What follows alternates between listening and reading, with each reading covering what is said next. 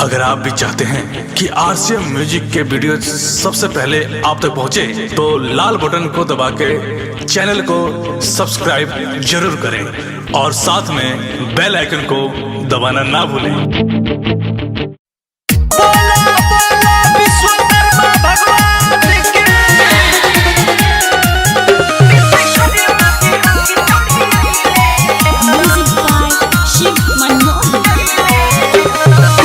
विश्वकर्मा सबके माथे धैले हाथ हो, 17 सितंबर के होला पूजा पाठ हो। बाबा विश्वकर्मा सबके माथे धैले हाथ हो, 17 सितंबर के होला पूजा पाठ हो।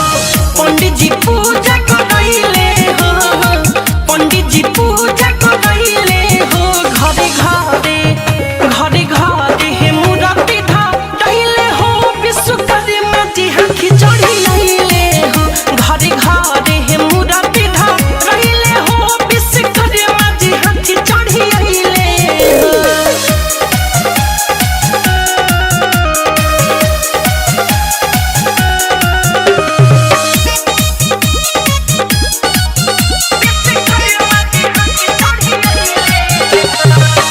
गह गह करतावे सब गावे टोला, विश्वकर्मा पूजा हमारा धूमधाम से होला।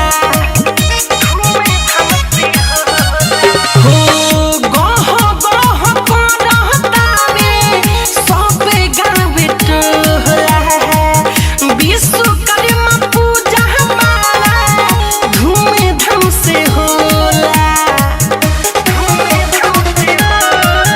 हरे चढ़े प्रसादी औरी पूरी पकावान हो, सब कर सोचल पूरा कइले यारा माना हो।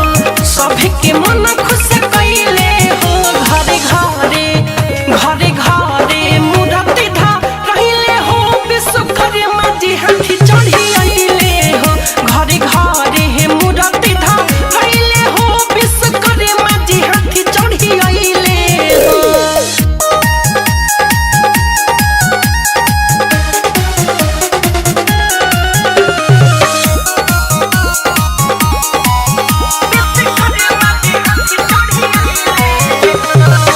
सभे छुट्टी कइले हे बारे, छोड़ी काम धाम हो। मिठू मारो सहले आज, कोहरी पुरगाराम हो। सभे छुट्टी कइले हे बारे, छोड़ी काम धाम हो। मिठू मन मोही आज, कोहरी पुरगाराम हो। अरे कोई चाकरी सना करे हेले बखान हो, बाबा विश्वकर्मा जी दूं ध्यान हो। चरण में शीश झुकैले हो। घरे घरे घरे घरे मूर्ति धैले हो, विश्वकर्मा जी हाथी चढ़ी आइले हो। घरे घरे हे मूर्ति धैले हो, विश्वकर्मा जी हाथी चढ़ी आइले हो। बाबा विश्वकर्मा सबके माथे धैले हाथ हो, 17 सितंबर के होला पूजा पाठ हो। पंडित जी पूजा करैले हो, पंडित जी पूजा करैले हो। घरे घरे घरे घरे हे मूर्ति धैले हो, विश्वकर्मा जी हाथी चढ़ी आइले हो। घरे घरे हे मूर्ति धैले हो, विश्वकर्मा जी हाथी चढ़ी आइले हो। डाउनलोड कीजिए RCM music official app play store से। आरसीएम म्यूजिक के सारे ऑडियो वीडियो डाउनलोड करने के लिए